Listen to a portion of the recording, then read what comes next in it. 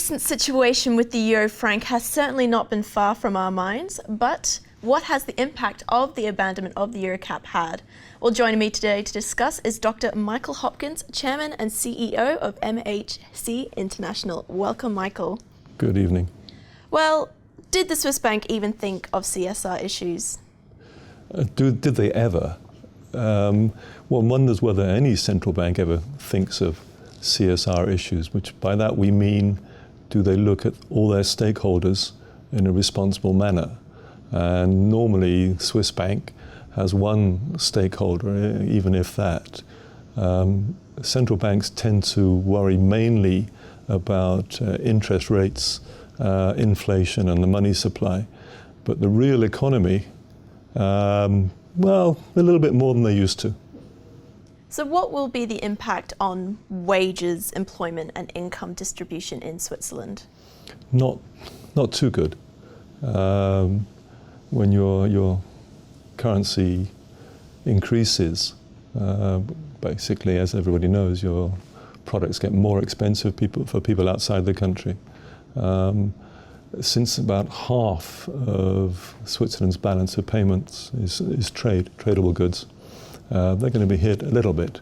A lot of them are at the luxury end, so they won't be hit so much, but at the lower end, consumer products, food products and so on, that's going to be hit. And also people in Switzerland, surrounded by all these beautiful countries, are going to go outside and buy cheaper products. So it's going to hurt quite a lot of the retail trade, the retail industry.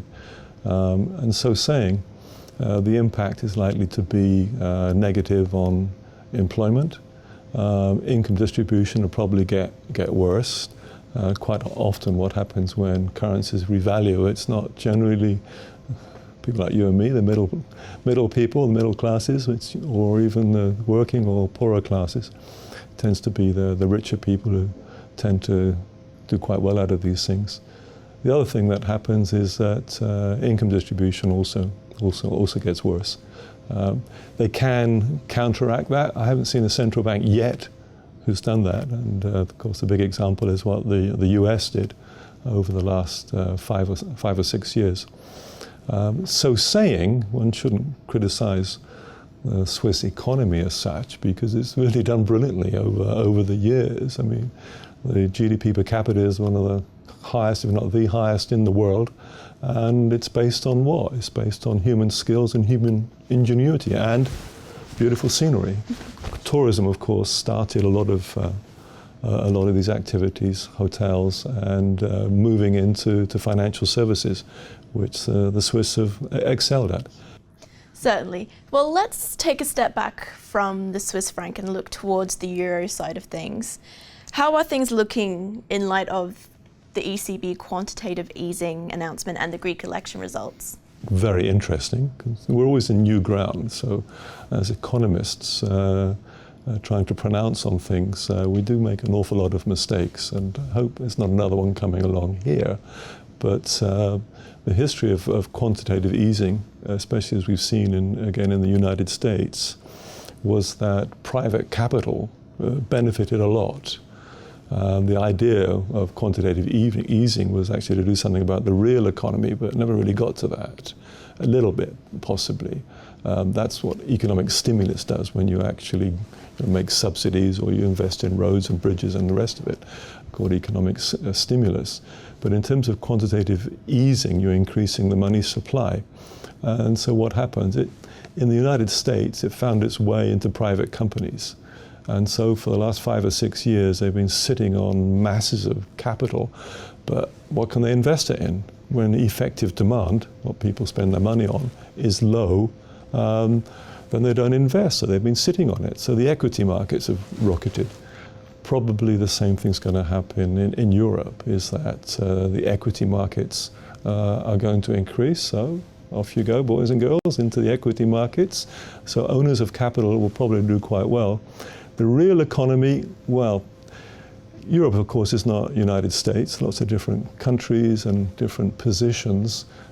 But it's quite likely that the effect would probably be negative on employment and income distribution as people get into equities and so on.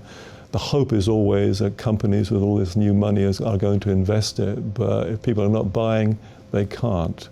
So I think it's going to be tough. And we see now Greece is a really interesting issue. Right from the beginning, I was one of the few, or maybe of the many, I don't know, who thought that countries like Greece shouldn't really join the euro. You know, my country, I'm from Britain, by the way, UK, kind of shadowed, very similar to what Greece is doing with euro area.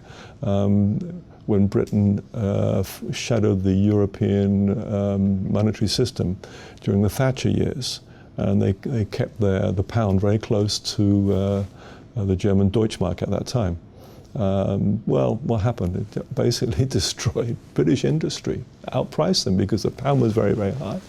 The city did fine. The city and today, you know, Britain is in fact based on the city of London. Well, it's changing a little bit as now they've got more control over their money.